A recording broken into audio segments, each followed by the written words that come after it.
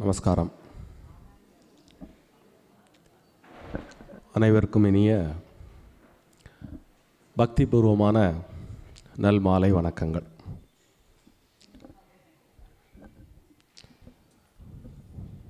அற்புதமான மார்கழி மாதத்தின் இனிய மாலை பொழுது. எல்லாருக்கும் ஆச்சரியமாக இருக்கும். மார்கழி மாதம்னா காலங்காத்தால் தானே சொல்லுவாங்க. சித்தஞ்சிறுகாலை வந்து என்னை சேவித்துன்னு ஆண்டாலும் சொல்லியிருக்கா. இன்னும் சாயங்காலத்தில் இனிய மாலை பொழுது அப்படின்னு. இந்த நாளைக்கு அந்த ஏற்றம் உண்டு. மார்கழியின் இந்த 27வது நாளான இந்த நாளில் இந்த கூடாரை வெல்லும் சோர் கோவிந்தா அப்படின்னு ஆண்டாள் பாடிய அந்த பாடலுக்கு பெரியவர்கள் எல்லாம் மிகுந்த ஏற்றம் கொடுத்திருக்கின்றனர். அந்த வகையில் ஸ்ரீவத்சம் தொடங்கிய நாள் முதல்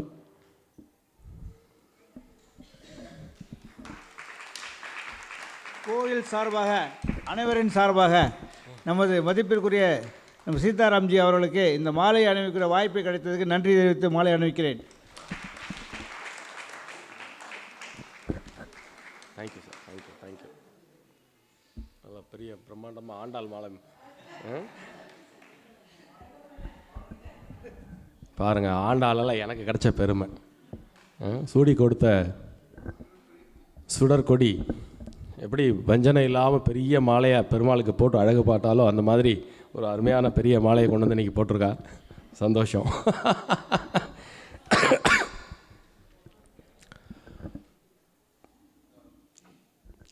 ஆண்டாள் அப்படின்னாலே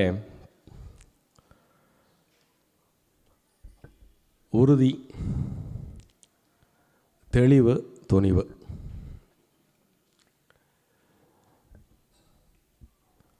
அந்த வகையில் இன்றைய நிகழ்ச்சி ஆரம்பிக்கும் பொழுதே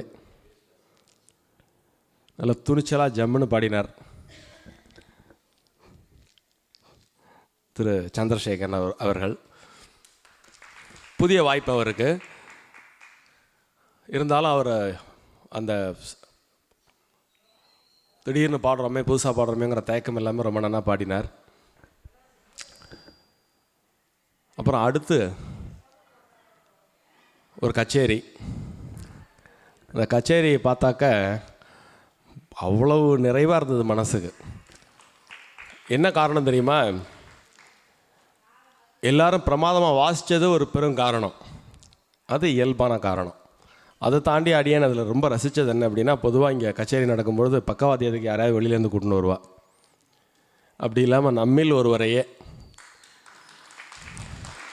வயலின் வாசிக்கிறதுக்கு.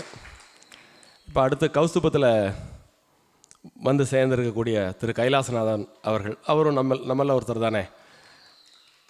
ஸோ இப்படி ரொம்ப தெளிவாக அந்த கச்சேரி ஜம்முன்னு போச்சு. அதுக்கு அடுத்தது சொல்லவே வேண்டாம். ஸ்வராலயா உறுதியாக ஆண்டாளுடைய பாடல்களை எடுத்து அற்புதமாக இங்கே பாமாலையாக்கி தந்து மிகவும் அழகாக இந்த இனிய மாலை பொழுது துவங்கியது. எப்படி இருந்தது அந்த நிகழ்ச்சி?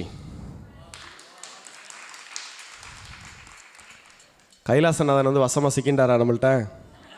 எங்கே இருக்கார் அவர்? அதுவும் வசந்தி மாமிட்டே போய் நம்பர் கொடுப்பார் அவர்.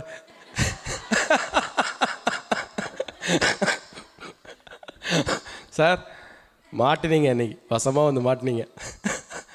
அவர் என்னடானா ஒரு பாட்டிலிருந்து அடுத்த பாட்டிற்கு தாவுவது போல் ஒரு தாளத்திலிருந்து ஒரு இசை வாத்தியத்திலிருந்து இன்னொரு இசை வாத்தியத்திற்கு எளிமையாக தாவுகிறார். பார்த்தீங்க தானே நீங்கள்?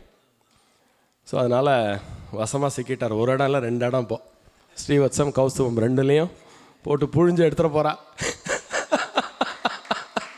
தயாராகிக்குங்க சார். என்ன ஒரு காண கிடைக்காத ஒரு அற்புத காட்சி. நீங்கள் யோசிச்சு பாருங்க. நமது தெய்வம், நம் மனிதர்கள், நாமே பக்தர்கள், நாமே கலைஞர்கள். இந்த இனிய மாலை பொழுதில் இதைவிட வேறு ஒரு சொர்க்கம் உண்டா? சொல்லுங்கள், உங்கள் பதிலுக்காக காத்திருக்கிறேன். இதை விட வேற ஒரு சொர்க்கம் உண்டா?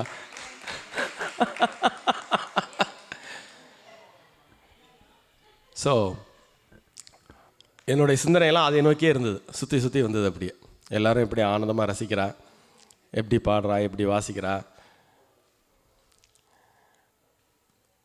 வயலின் மாமியை விடாதீங்க, அப்பப்போ தப்பிச்சு தப்பிச்சு ஓடி போயிடுவா. என்ன? ஆமாம்.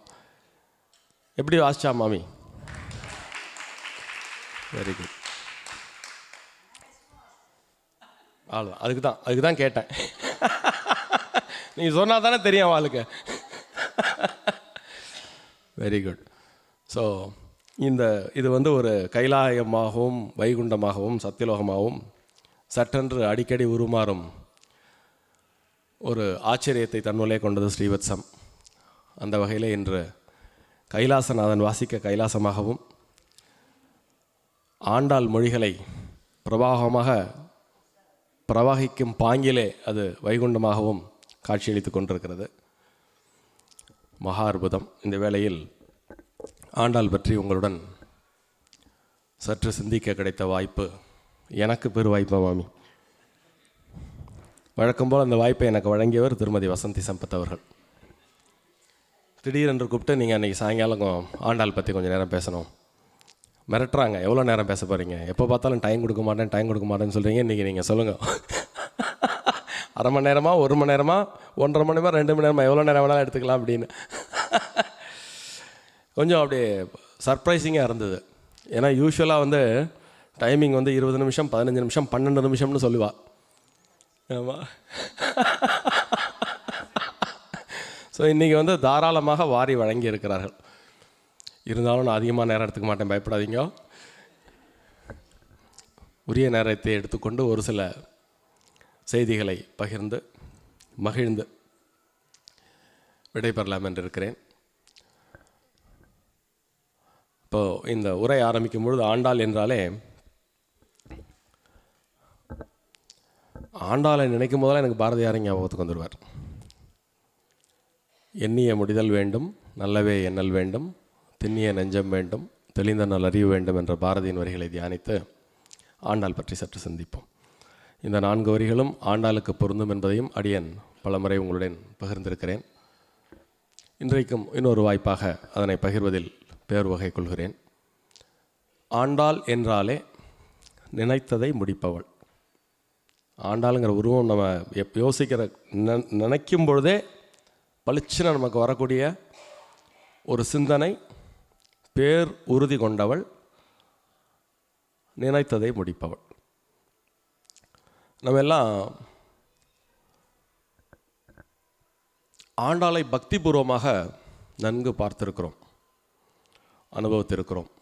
ஆண்டாளின் திருப்பாவையும் நாச்சியார் திருமொழியும் தேன் மாதிரி காதில் வந்து பாயும். சங்கீதமே தெரியாதவங்க கூட அதை படிக்கும் பொழுது அவ்வளவு எளிமையாக சங்கீத நடையிலே ஆண்டாளுடைய செய்திகள் உள்ளத்திலே சென்று சேரும். அதற்கு ஆண்டாளுக்கு சங்க இலக்கியத்திலே பெரும் பரிச்சயம் இருந்திருப்பதை நன்கு அறிய முடிகிறது. எப்பொழுதுமே இந்த லிட்ரரி ரிசோர்ஸஸ்ன்னு நம்ம சொல்கிறோம் இல்லையா, இதை நேரடியாக நிறைய உரையாசிரியர்கள் உரை எழுதினாலும் ஒரு கவிஞரை நீங்கள் நன்றாக புரிந்து கொள்ள வேண்டும் என்றால் அவர்களுடன் நீங்கள் நேரடியாக உரையாட வேண்டும். அப்படி ஆண்டாளுடன் நீங்கள் நேரடியாக உரையாட முற்பட்டால் உங்களுக்கு பல அரிய பெரிய பொக்கிஷங்களை, ஆண்டாளுடைய திருப்பாவையை ஆகினும் சரி, நாச்சியார் திருமொழி ஆனாலும் சரி, அவைகள் மிகப்பெரிய தங்கச்சுரங்கம், வைரச்சுரங்கம். அதில் அறிவியல் உண்டு, ஆன்மீகம் உண்டு, காதல் உண்டு, வீரம் உண்டு, ஞானம் உண்டு, பக்தி உண்டு, புராண கதைகள் உண்டு. இப்படி அதில் இருப்பவைகளை பட்டியலிட்டு சொன்னால் காலம் போராது. இத்தனைக்கும் அவள் பாடியது மொத்தம் 143 + 30 173 பாசுரங்கள் தான்.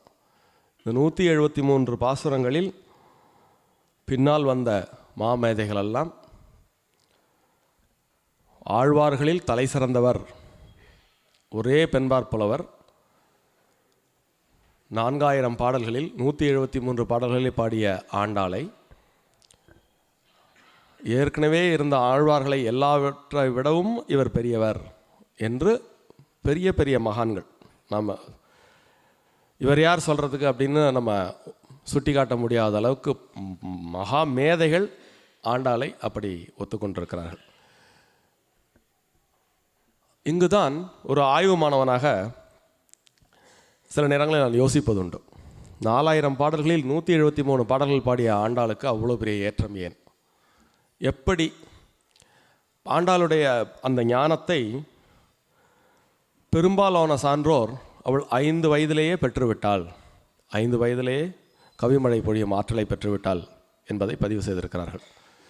அதில் அடியனுக்கு எந்த விதமான ஐயப்பாடம் எப்பொழுதுமே இருந்ததில்லை. ஏனென்றால் நம்முடைய சங்க இலக்கியங்கள், புராணங்கள், இதிகாசங்கள் இவைகளெல்லாம் உற்று நோக்குங்கள், மா மேதைகள் பிறக்கும் பொழுதே பெரும் ஞானியராய் பிறந்த வரலாறு பலவற்றை நாம் பார்த்திருக்கிறோம்.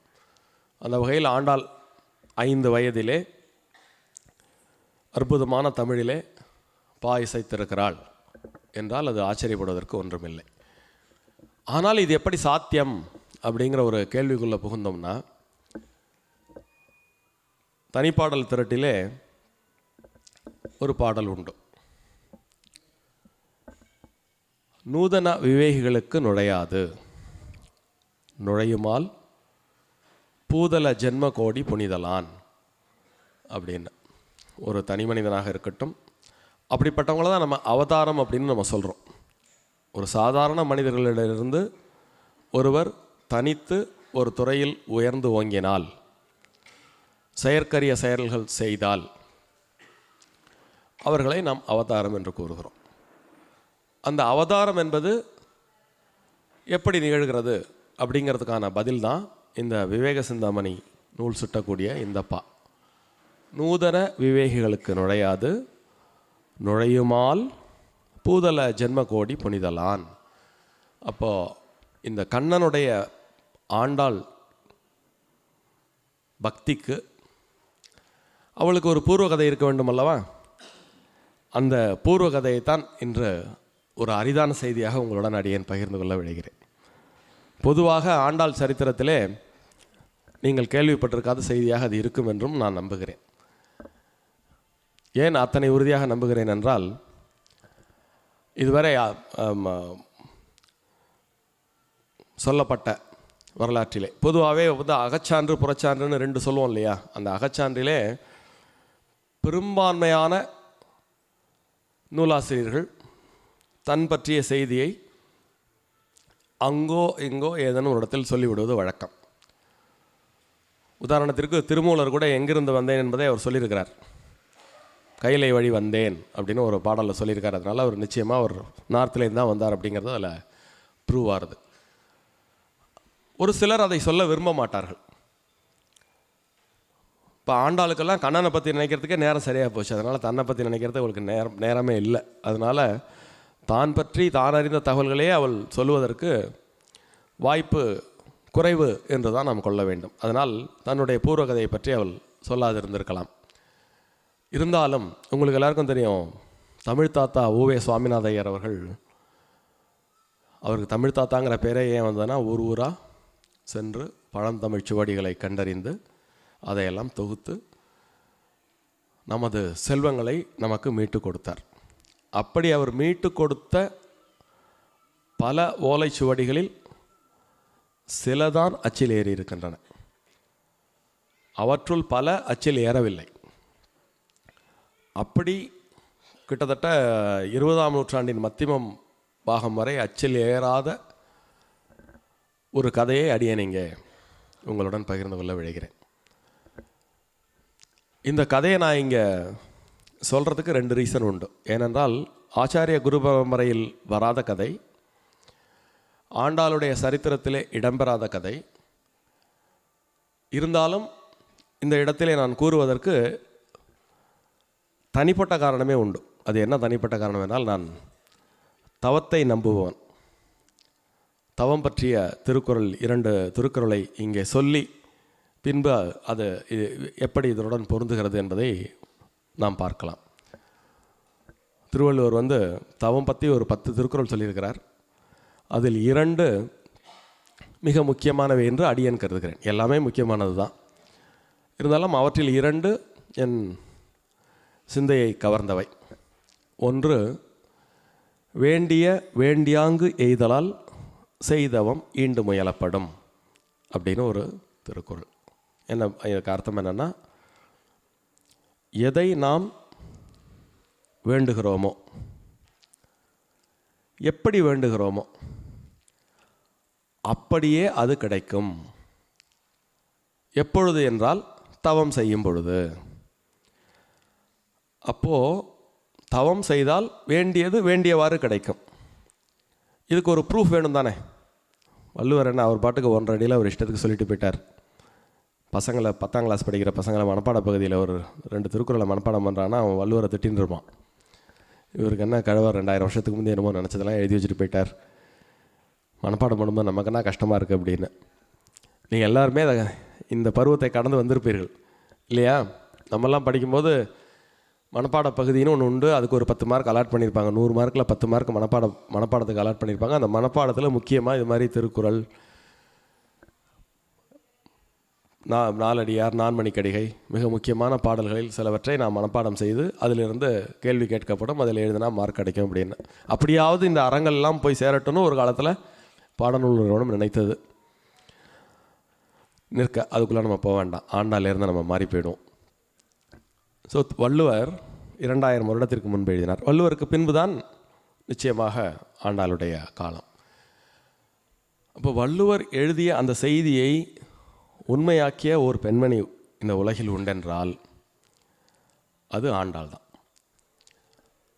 உலகியலில் நீங்கள் நினைக்கக்கூடிய சாதாரண விஷயங்களையும் தவம் செய்து அடையலாம். ஆனால் பாரதியார் சொன்ன பெரிதினும் பெரிது கேள், பாரதியினுடைய வரிகளெல்லாம் நம்ம பின்னாடி பார்ப்போம். பாரதியார் சின்ன சின்னதாக அப்படி ஒன்லைனர் சொல்லியிருப்பார். அப்படியே அதை எடுத்துட்டு நீங்கள் அப்படியே ஒரு வாழ்நாளையே கழிக்கலாம். ஏன் பெரிதினும் பெரிதுகள்னு அவர் சொன்னார் அப்படின்னா, கடவுளை நீ கொஞ்சம் முயன்றா பார்த்துடலாம்.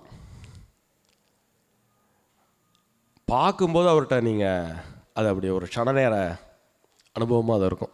அந்த க்ஷண நேரத்துக்குள்ளே அவர்கிட்ட நீங்கள் ஏதாவது கேட்கணும்னா என்ன கேட்பீங்க? எதையாவது அல்பமாக கேட்கப்படாது இல்லையா? அது பெரிதினும் பெரிது கேள், அதை உங்கள் இஷ்டத்துக்கு விட்டுறார் அவர். உங்களுடைய பெரிது எது என்பதை நீங்களே தீர்மானம் செய்து கொள்ளுங்கள் அப்படின்னு. ஆனால் ஆண்டாள் ரொம்ப சூட்சுமம் தெரிஞ்சவ. அவள் பெரிதாக எண்ணியது சாட்சாத் அந்த பரம்பொருளான நாராயணனைத்தான். அப்போது எனக்கு இருப்பதில் பெரிதாக நான் நினைப்பது அந்த நாராயணனையே. எனவே எனக்கு அவன் வேண்டும். இதே திருவள்ளுவர் இன்னொன்று சொல்லியிருக்கார். சொல்லிய யாருக்கும் எளிய அறியவாம் சொல்லிய வண்ணம் செயல். ரொம்ப ஈஸியாக சொல்லிடலாம் ஒரு விஷயத்தை, ஆனால் சொன்னபடி செய்தல் என்பது மிகவும் அரிது. சொன்னபடி செய்வதற்கு என்ன வேண்டும்? தெளிவான எண்ணம் வேண்டும். எண்ணியாங்கு எய்துபர் எண்ணியர் திண்ணியராக பெறின். இந்த திருக்குறளையும் அவர் ஐயம் தெரிபெற அழுத்தி கூறியிருக்கிறார். எண்ணியாங்கு எய்துவர். அங்கே எப்படி வேண்டிய மாதிரி கிடைக்கணும்னு தவத்தில் சொல்லியிருக்கார் இல்லையா? அது மாதிரி நினச்ச மாதிரி நடக்கும். எப்போ அப்படின்னா, எண்ணியர் திண்ணியராக பெறின். அவர் எதை நினைக்கிறாரோ அதில் உறுதிப்பட இருந்தால் அவர் நினைத்தவாறு நடக்கும் அப்படின்னு சொல்லியிருக்கார். இப்போ பாரதியாருக்கு வாங்க, எண்ணிய முடிதல் வேண்டும். அவர் அந்த இடத்துல ஒரு அட்ஜெக்டிவ் கொடுக்குறார். கண்டதெல்லாம் நினச்சி முடியணும்னு நினைக்காத, நல்லவே எண்ணல் வேண்டும். எது நினச்சாலும் நடக்கும் அப்படின்னாக்கா இப்போ சரியான விஷயங்களை நினைக்கணுங்கிற ஒரு பொறுப்பு வந்துடுறது இல்லையா? எண்ணிய முடிதல் வேண்டும், நல்லவே எண்ணல் வேண்டும், திண்ணிய நெஞ்சம் வேண்டும். ஸோ அது நடக்கணும் அப்படின்னா உறுதியான நெஞ்சம் வேண்டும், தெளிந்த நல்ல அறிவு வேண்டும். உறுதியான நெஞ்சத்துக்கும் தெளிந்த நல்ல அறிவுக்கும் பெரிய சம்பந்தம் இருக்குது. எப்போ பார்த்தாலும் நம்முடைய சிந்தனையை மாற்றிகிட்டே இருந்தோம்னா உறுதியான நெஞ்சம் இருக்காது. தெளிந்து ஒரு செயலை செய்வதற்கு எல்லா விதமான காரணிகளையும் ஆய்ந்து தெளிவாக நாம் முடிவெடுத்து விட்டால் பாதி அந்த வேலை முடிஞ்ச மாதிரி. அது மாதிரி ரொம்ப முன்னாடியே அரங்கனைத்தான் நான் மனம் புரிவேன் அப்படின்னு தெல்ல தெளிவாக சிறு வயதிலேயே அவள் முடிவெடுத்து விடுகிறாள். அதன் பிறகு தேரான் தெளிவும் தெளிந்தான் கண்ணையுறவும் தீரா இடம்பை தரும். இந்த திருக்குறள்லாம் வாசிச்சிருப்பான்னு நினைக்கிறேன் ஆண்டாள். தெல்ல தெளிவாக அவள் அப்பாவே எப்பேற்பட்ட ஆழ்வார் இல்லையா அவர், அவரே தந்தை அப்படிங்கிற ஸ்தானத்தில் ஒரு காலகட்டத்தில் இப்படி இந்த ஆண்டாள் நடக்காததை நினச்சி கஷ்டப்படுறாளே அப்படிங்கிற ஒரு எண்ணம் அவருக்கு வந்துடுத்து. அரங்கனையே மனம் புரிவேன் அப்படின்னு சொல்கிறாளே, இது என்ன நடக்கிற கரையா அப்படிங்கிற ஒரு எண்ணம் அவருக்கு. அவர் ஒரு ஆழ்வார், அப்போதைக்கு போதே சொல்லி வைத்தேன்னு நமக்கு எல்லாம் சொல்லிக் கொடுத்தவர். இருந்தாலும் தந்தைங்கிற ஒரு ஸ்தானம் வரும்போது அவருக்கு ஒரு கணம் அப்படி தடுமாறுகிறார். அப்படி தடுமாறும்பொழுது அவர் யோசிக்கிறார், இப்படி நடக்காத ஒரு காரியத்தை அவர் நினைக்கிறாளே அப்படின்னு. அப்போ அவள் இருந்த உறுதியை பார்த்து அந்த உறுதி பெரியாழ்வாரையும் தொற்றி கொண்டது. அப்படிப்பட்ட ஒரு திடசித்தத்திற்கு சொந்தக்காரி. இந்த திட சித்தம் எங்கே இருந்து வந்தது? இப்போ இந்த விவேக சிந்தாமணி சொன்னது போல் நூதன விவேகிகளுக்கு நுழையாது என்றால் 5 வயதில் இவளுக்கு அப்போ பூர்வ ஜென்ம வாசனைன்னு ஒன்று இருக்கணும் இல்லையா? இப்படி இவளுக்கான ஒரு பூர்வ கதையை, அந்த கதையை ஒரு 1000 வருடத்து செவிவழி செய்தி, சீவலமாறன் கதை அப்படின்னு ஒரு கதை. அதை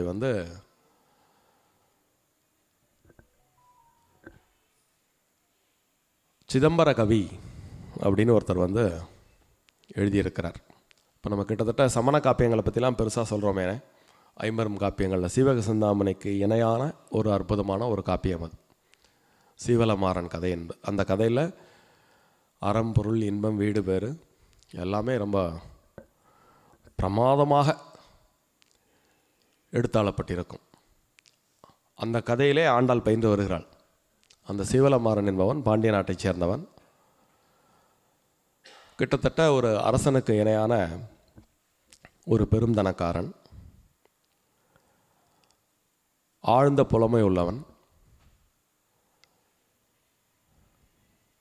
இந்தியாவெங்கிலும் சென்று க்ஷேத்ராடனம் செய்தவன். அப்படி க்ஷேத்ராடனம் செய்த அந்த சீவலமாறன் ஸ்ரீவில்லிபுத்தூர் வரும்பொழுது ஆண்டாளை பார்த்து ஒரு பாடல் பாடுகிறான். அந்த பாடலில் ஒரு புதிய செய்தியையும் தெரிவிக்கிறான். இதுவரை நாம் கேள்விப்படாத செய்தி, மகாபாரத கதையுடன் தொடர்புடைய செய்தி. மகாபாரதத்திலே திரௌபதி பஞ்சபாண்டவரை மணந்தாள் என்ற ஒரு செய்தி நமக்கு உண்டு. அதுபோல் ஆண்டாள் 5 மனம் புரிந்தாள் அப்படின்னு ஒரு செய்தியை அவர் தெரிவித்திருக்கிறார். ஷாக் ஆகாதீங்க, பின்னாடி எல்லாம் கரெக்டாக இருக்கும்.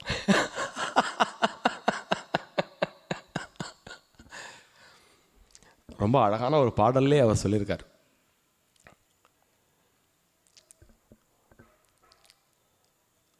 அரிதாக வளர்ந்தருள அணி அரங்கம் துயில்வானும். பாட்டு சொல்லும்போதே உங்களுக்கு யாருன்னு தெரியும். அணி அரங்கம் துயில்வான் யாரு? ரங்கநாதர். அடுத்த பாடல்ல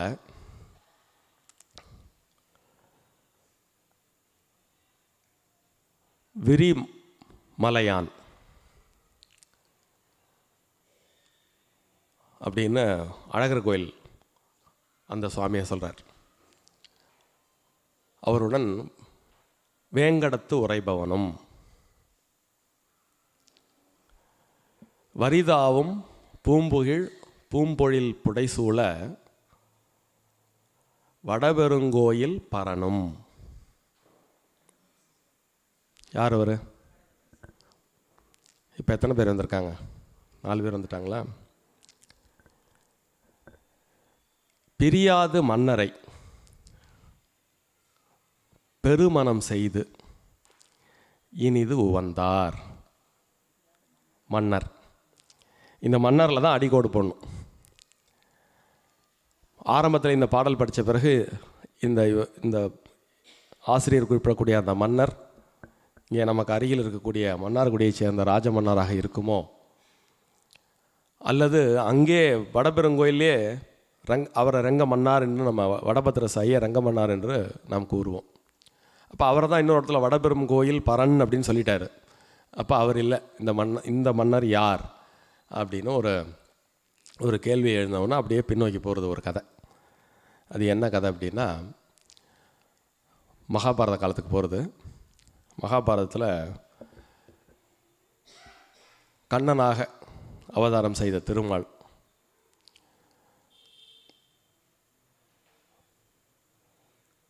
நாராயணனின் முப்பெரும் தேவேரில் ஒருவர் நிலமகள் என்பது நமக்கு எல்லாருக்கும் தெரியும்.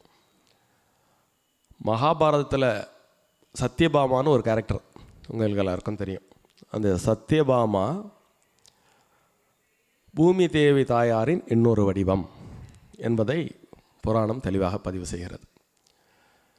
சத்யபாமா பற்றி நம்ம ரொம்ப யாருக்கும் சொல்லி தெரிஞ்சுக்க வேண்டிய அவசியம் இல்லை. பார்த்தனுக்கு சாரதியாக இருந்த பார்த்த சாரதிக்கு சாரதியாக இருந்தவள் இல்லையா? போரிலே வீராங்கனையாக பங்கு கொண்டவள், துணிவின் மறு உருவம், வெற்றியின் திருவுருவம். அந்த சத்யபாமாவும் திரௌபதியும் சந்தித்து உரையாடுவதாக ஒரு காட்சி. அந்த உரையாடலிலே இருவரும் கண்ணனின் பெருமைகளை பேச, திடீரென்று தன்னிலை மறந்து சத்யபாமா திரௌபதியிடம் நீங்கள் ஏன் ஐவரை மனம் புரிந்தீர்கள் அப்படின்னு ஒரு கேள்வியை கேட்டுட்டான். கேட்ட உடனே அவளுக்கு கோவம் வந்துடுறது. இந்த கேள்வியை நீ தவிர்த்திருக்கலாம், இருந்தாலும் கேட்டுட்டேன். கேட்டதுக்காக ஏதேனும் ஒரு பிறவியில் நீயும் ஐவரை மனம் புரிய கடவாயாக அப்படின்னு ஒரு சாபத்தை திரௌபதி இட்டு விடுகிறாள்.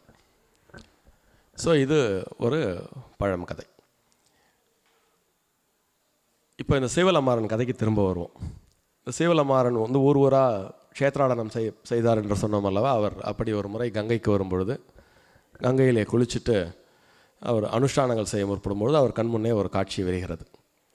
அது என்னவென்றால், திடீரென்று ஒரு 5 தலை பாம்பு ஒரு சிலையோடு அப்படி மேலே எழுகிறது.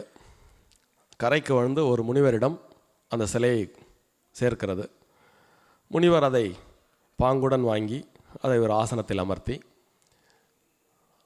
அபிஷேகம் எல்லாம் அலங்காரம் எல்லாம் செஞ்சு பூஜையெல்லாம் செஞ்சு வழிபட்டு விட்டு திருப்பி அதை கொடுக்குறார். திரும்ப வாங்கிட்டு கடலில் மறைஞ்சிடுறார்.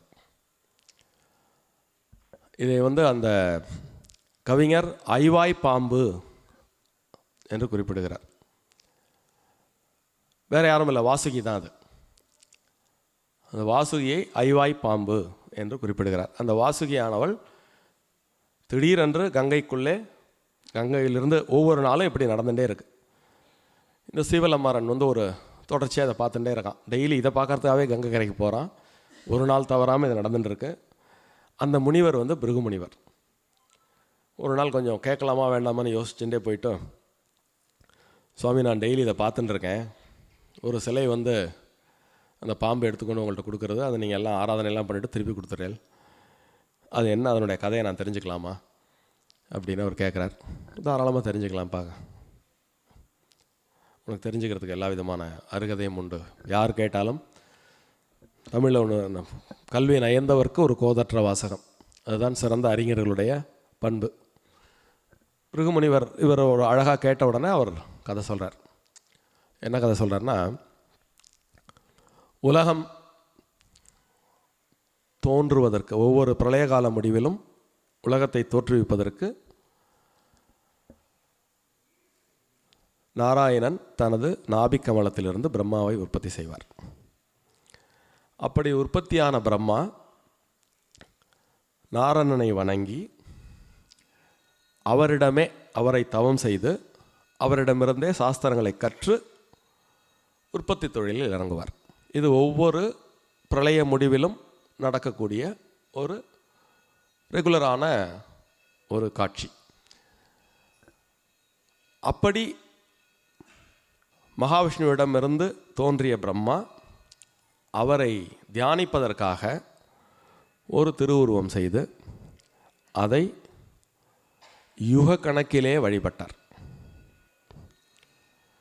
வழிபட்டு மந்திரோபதேசம் பெற்றார், சாஸ்திரோபதேசம் பெற்றார், வேத உபதேசம் பெற்றார். எல்லாவற்றையும் பெற்றுக்கொண்டு படைப்பு தொழிலில் ஈடுபட்டார். பிரம்மனுடைய இந்த ஆற்றலை கண்ட இந்திரன் அவரிடம் சென்று, எனக்கு அந்த நீங்கள் டெய்லி ஆராதிக்கக்கூடிய அந்த சிலையை என்னிடம் கொடுத்து விடுங்கள் அப்படின்னு கேட்குறார். பொதுவாக இந்திரனுக்கு எல்லார்ட்டையுமே ஒரு சாஃப்ட் கார்னர் உண்டு. யார்கிட்ட இந்திரனுக்கு ஒரு எல்லாருடைய செல்லப்பிள்ளை அவர். அப்படி இருந்தும் பிரம்மா என்ன சொல்லிட்டார், இது அவ்வளோ சாமானியமாக இது கிடைக்காது, இதுக்கு இந்த சிலையை உனக்கு வேணும்னா நீ கடும் தவம் புரியணும் அப்படின்னு. அங்கே அவன் தவம் புரிய ஆரம்பித்து விடுகிறான். ஒரு நீண்ட நெடிய தவத்திற்கு பின்னர் பிரம்மா அந்த சிலையை அவனிடம் கொடுத்து விடுகிறார். அந்த சிலையை எடுத்துக்கொண்டு இந்திரலோகத்தில் வைத்துக்கொண்டு அவன் 5,50,000 ஆண்டுகள் அதன் மீது தவம் ஏற்றுகிறான். அப்படியே பூலோகத்துக்கு அந்த காலகட்டத்தில் தான் பூமியில் மகாபாரத கதை நிகழ்கிறது. அப்போது கண்ணன் அர்ஜுனன்ட்ட சொல்கிறார். அர்ஜுனன் தெரியும் உங்களுக்கு, நிறைய கண்ணனிடம் கேள்விகள் கேட்பார். எனக்கு மிகப்பெரிய ஆற்றல் வேண்டும், ஏதேனும் யோசனை சொல் அப்படிங்கும்போது, அப்படியா அப்படின்னா நீ இந்திரன் வச்சுருக்கார் இல்லையா, அந்த சிலை தான் நீ கொண்டு வரணும். அதை கொண்டு வந்து அதை டெய்லி பூஜனை பண்ணினா எல்லா விதமான ஆற்றலும் கிடைக்கும், முக்தியும் கிடைக்கும் அப்படிங்கிறார். அவன் ரொம்ப உரிமையோடு, நான் மட்டும் போனால் நடக்காது, என் கூட நீங்களும் வந்துருங்கோ, நம்ம 2 பேருமே சேர்ந்து போய் இந்திரன்ட்ட போய் கேட்போம் அப்படின்னு கண்ணனையும் அழைத்து கொண்டு இந்திரலோகத்திற்கு போகிறார். அவன் ரொம்ப புத்திசாலி அர்ஜுனன். அவன் நினச்சது சரியாக போச்சு. அவன் போய் முதல்ல விண்ணப்பித்த உடனே இந்திரன் செவிசாய்க்கவே இல்லை. நீங்கள் இங்கே உங்கள் இந்திரலோகத்தில் வச்சுட்டு பூஜை பண்ணுறேன், அந்த சிலையை எங்கள்கிட்ட கொடுத்துருங்கோ, நான் வச்சுக்க போகிறேன் அப்படின்னு. அவர் ஒன்றும் கண்டுக்கவே இல்லை. யாரோ கண்ணன் கூட வந்திருக்கார், கண்ணனுக்கு உண்டான மரியாதையெல்லாம் அவர் கொடுக்குறார். அப்போது கண்ணனும் கேட்கிறார், இவன் உனது புதல்வன், அதனால் நீ பூஜை பண்ணக்கூடிய இந்த சிலையை நீ அவனுக்கு கொடுக்கறதுனால தப்பு கிடையாது அப்படின்னு சொல்லி கண்ணன் சொல்கிறார். முதல்ல இந்திரன் கேட்டப்போ இதை யாருக்குமே நான் கொடுக்க முடியாதுன்னு சொன்னவன், கிருஷ்ண பரமாத்மா சொன்ன உடனே மறுப்பு சொல்ல முடியுமா? அதுக்கு உடனே அவன் என்ன சொல்கிறான், மறுப்பு சொல்லாமல் ஒரு காரியம் சொல்கிறான். உங்களுக்கு அந்த கதைக்குள்ள நான் ரொம்ப டீட்டெயிலாக போகிறது. இந்திரனுடைய பையன்தான் அர்ஜுனன் அப்படிங்கிறது கண்ணன் அந்த இடத்துல சுட்டி காமிக்கிறார். இந்திரனுக்கு அது தெரிந்திருந்தாலுமே அர்ஜுனனுக்கு நேரடியாக கொடுக்க மனசில்லை. கண்ணன் இப்படி சொன்ன உடனே இவன் ஒரு வசனம் சொல்கிறான், அப்படி என் மகன் என்ற காரணத்தால் அந்த உரிமையால் நான் அவனுக்கு கொடுக்கணும், கொடுத்தா தப்பில்லைன்னு நீ சொல்கிறது உண்மையாக இருந்தால் நான் கொடுக்க முடியாது, அது தானாகவே அவனிடம் சென்று சேர்ந்து விடும் அப்படின்னு அவன் சொல்லின்னு இருக்கும்போதே அந்த சிலை அர்ஜுனனுக்கு சேர்ந்து விட்டது. இப்போ அர்ஜுனன் அதை எடுத்துன்னு பூமியில் வச்சுட்டு கங்கை கரையில், அந்த குருக்ஷேத்திரம்லாம் முடிஞ்ச பிறகு கங்கை கரையில் அதுக்கு உபாசனை பண்ணி முக்தி அடைந்து விடுகிறான். அது கங்கை கரையிலே வச்சுட்டு போயிடுறான். முக்தி கிடச்ச பிறகு வேறு எதுவும் வேண்டாம் இல்லையா, அதனால் முக்தி கிடச்ச உடனே அந்த சிலையை அங்கேயே விட்டு போயிடுறான். அப்போ கிருஷ்ணர் இதை யார்டா கொடுக்குறது அப்படின்னு பார்த்தார். அந்த நேரம் பார்த்து பிருகுமுனிவர் அங்கே வந்தார். ஆகா, இது பிறர்க்கரிய பேர், நான் இதை வச்சு நான் உபாசனை பண்ணிக்கிறேன் அப்படின்னா, நீ எங்கே வச்சு உபாசனை பண்ணுவ அப்படின்னோடனே, கங்கைக்கு பொறுக்கலை, நம்ம 2 பேரும் சேர்ந்து பார்ப்போம், நான் பத்திரமா வச்சுக்கிறேன், டெய்லி நீங்கள் உபாசனை பண்ணும்போது எடுத்து உங்கள்கிட்ட கொடுத்துட்றேன் நீங்கள் உபாசனை முடிச்சோன்னே கொடுங்க, நான் பத்திரமா வச்சுக்கிறேன் அப்படின்னு அவள் 2 பேரும் டீல் பேசி அப்படி வந்தது. அப்போ இதை கேட்டுன்னு இருந்த அந்த சீவலமாறன் என்ன சொல்கிறான் பிருகுமுனிவர்கிட்ட, ஓஹோ இது இந்த கதையெல்லாம் கேட்டான் இல்லையா, அவனுக்கு ஒரு விஷயம் அதில் புரிஞ்சு போச்சு. உடனே பிருகுமுனிவர்கிட்ட தைரியமாக இதை என்கிட்ட கொடுத்துருங்க அப்படிங்கிறான். இது அப்படி சாதாரணமாக அடையக்கூடிய ஒரு விஷயம் அல்லப்பா, இதுக்கு கடும் தவம் புரியணும். உன்னுடைய தவம் மெச்சப்படக்கூடியதாக இருந்தால் அந்த சாட்சாத் எம்பெருமானே தானாகவே உன்னிடம் வந்து சேர்வார் அப்படின்னோன்னா அவன் 11 நாள் ஒத்த காலம் நின்று தவம் பண்ணுறான் அந்த சிலை வேண்டி. 11ஆவது நாள் கங்கையிலிருந்து அந்த வாசுகி வழக்கம் போல் பிருகுமுனிவருக்கு தோன்ற மாதிரி தோன்றி, நீ கங்கையில் குளிச்சுட்டு வந்து உன் கையை 2ஐயும் விரித்து வைப்பா, நான் உன் கையில் வந்து விழுறேன் அப்படின்னு சொல்கிறது. அதே மாதிரி அவன் குளிச்சுட்டு ஆச்சார அனுஷ்டானத்தோட பக்தியோடு அதை கேட்குறான். கேட்ட உடனே அது கிடைக்கிறது. எடுத்துட்டு மதுரைக்கு வந்துடுறான்.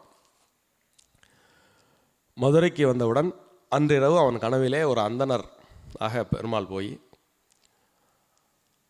நீ கொண்டு வந்த இந்த சிலைக்கு செண்பகவனத்திலே ஆலயம் எழுப்புவாயாக அப்படின்னு சொல்லிட்டு அவரே வழி சொல்கிறார். எந்த இடத்துல ஆலயம் எழுப்பணுங்கிற கேள்வியெலாம் வரும் இல்லையா. நீ காலம்பரை எந்திருந்த உடனே நீ இருக்கிற இடத்துலேருந்து எந்த இடத்தில் ஆலயம் எழுப்பப்பட வேண்டுமோ அந்த இடத்திற்கு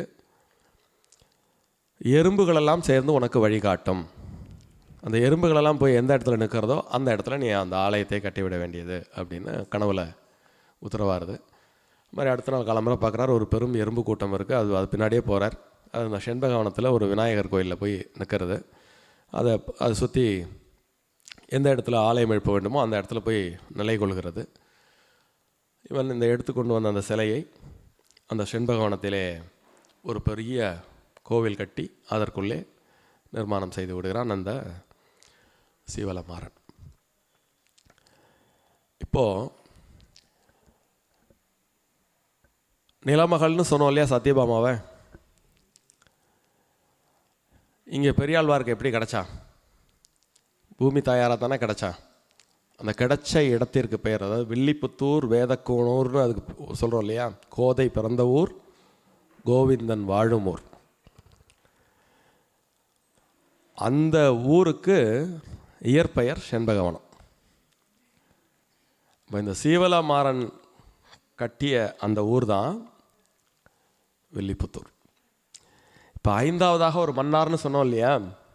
இந்த மன்னார் யாரும் இல்லைன்னா ஆண்டாள். நீங்கள் ஆண்டாள் கோயிலுக்கு போனவா எல்லாருமே பார்த்துருப்பேன் இல்லைங்க. ரங்கமன்னாருக்கு தனி கோயில் இருக்கும். ஆண்டாள் பக்கத்தில் ஒரு பெருமாள் இருப்பார். அந்த பெருமாள் தான் இவர் கூறிய அந்த மன்னார். இப்போது இந்த மன்னாருடைய கதையை நம்ம பார்த்துட்டே வரும்போது, ஒன்று உரிமை உள்ள இடத்திற்கு அவர் தானாக வருவார், இல்லை என்றால் தவம் செய்த இடத்திற்கு சென்று சேர்வார். ஆண்டாளை பொறுத்தளவில் அவளுக்கு உரிமையும் உண்டு, தவமும் உண்டு. அதனால் ஆண்டாளுக்கு அருகில் இருக்கக்கூடிய அந்த மன்னாரே இந்த 5ஆவது மன்னார். ஸோ ஆண்டாள் என்றாலே பெருமாளிடம் உரிமை பூண்டவர், பெருமாளுக்காக தவம் இயற்றியவர். அப்படிப்பட்ட ஆண்டாளின் அந்த அற்புதமான நன்னாளை இன்று வெகு விமர்சையாக நாம் கொண்டாடிய இந்த வேளையில் ஆண்டாள் பற்றி ஒரு சில விஷயங்களை உங்களுடன் சிந்திக்க கிடைத்த வாய்ப்பை பெருவாய்ப்பாக எண்ணி நன்றி கூறி மகிழ்கிறேன். நன்றி, வணக்கம்.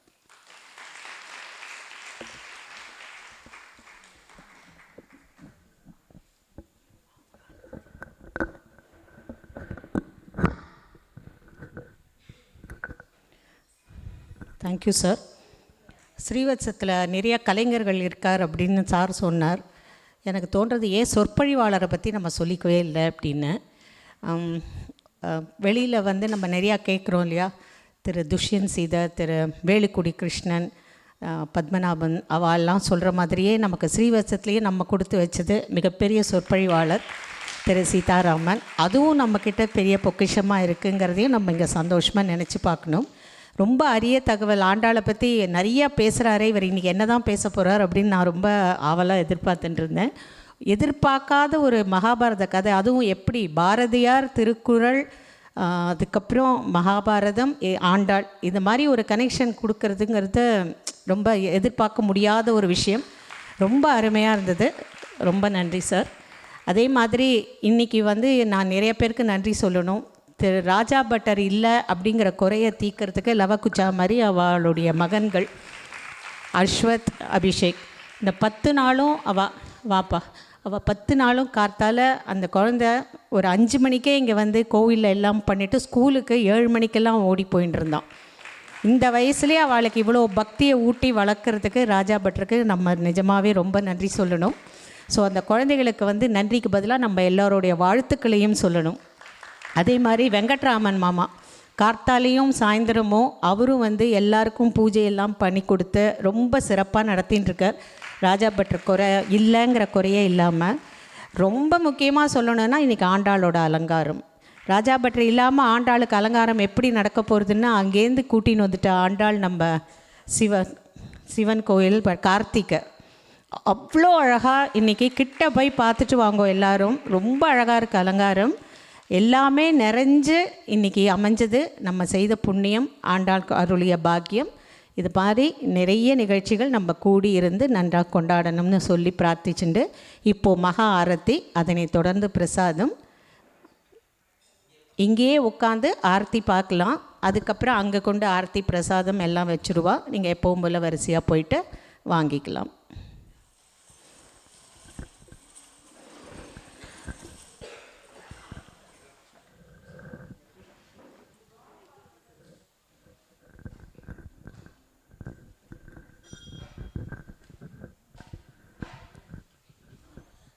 Sorry for the interruption.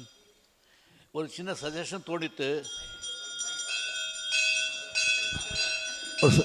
ஒரு சின்ன எண்ணம் தோணித்து. நமக்கு ரொம்ப வேண்டிய சீதாராமையர் எத்தனையோ கதைகளில் நமக்கு சொல்கிறா, எத்தனையோ ரெஃபரன்சஸ் சொல்கிறா. அதில் நமக்கு தெரியுமா தெரியாதான்னு கேட்குறதுக்கு பயந்துட்டு இருக்கார் அவர். தயவுசெய்து கேட்டு அவள் ரெஃபரன்ஸை கரெக்டாக ஆன்சர் பண்ணாக்கா அவளுக்கு ஏதாவது ஒரு ஜஸ்ட் மெமராண்டம் புக்கு ஏதாவது கொடுவான்னு சஜஸ்ட் பண்ணுறேன். இது நன்றாக எடுத்துப்பாருன்னு நினைக்கிறேன். தேங்க்யூ.